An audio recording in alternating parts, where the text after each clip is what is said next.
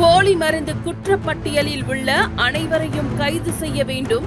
CBI விசாரணை உயர்நீதிமன்ற தலைமை நீதிபதி மேற்பார்வையில் நடக்க வேண்டும் என காங்கிரஸ் தலைவர் வி. வைத்தியலிங்கம் எம்பி கூறியுள்ளார். பிஜேபின்னு சொன்னாவே எவ்வளவு திருட்டுத்தனம் வேணாலும் பண்ணலாம்.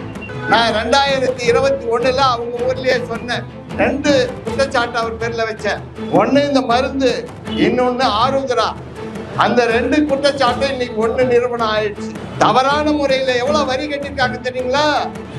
100 கோடி ரூபாய் ஜிஎஸ்டி கமிஷன்ல கட்டிருக்கிறாங்க. 100 கோடி ரூபாய் கட்டணும்னு சொன்னா கண்டிப்பாக அவங்களுடைய வியாபாரம் 600 கோடி ரூபாய் குறையாது. மார்டின் வந்திருக்காரு இல்லையா, ஏன் சாப்பாடு போடுறாரு? யோசனை பண்ணி பாருங்க.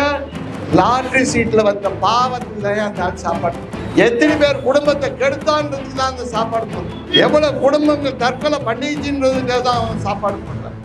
நம்மளுடைய கோரிக்கை எல்லாம் அந்த டைரியில் இருக்கக்கூடிய அத்தனை பேரையும் உடனடியாக வெளியிட வேண்டும். மதிப்பிற்குரிய சபாநாயகர் அவர்கள் மீது குற்றப்பத்திரிகை தாக்கல் செய்ய வேண்டும். அவரை கைது செய்து உடனடியாக விசாரணை செய்ய வேண்டும். இந்த கோரிக்கையின் அடிப்படையில் தான் இன்றைய தினம் இந்தியா கூட்டணியானது போராட்டத்தை தொடங்கி இருக்கின்றார்கள். இந்த போராட்டம் தொடர்ந்து நடைபெறும் என்று கூறி விடைபெறுகின்றேன். நன்றி. போலி மருந்துக்காக தொடர்ந்து போராட தயாராக உள்ளதாக வைத்தியலிங்கம் எம்பி அவர்கள் கூறியுள்ளது காங்கிரஸ் கட்சி மக்கள் மீது வைத்துள்ள அக்கறையை வெளிப்படுத்தும் விதத்தில் உள்ளது. புதுவை மக்களின் ஒரே நம்பிக்கை காங்கிரஸ்.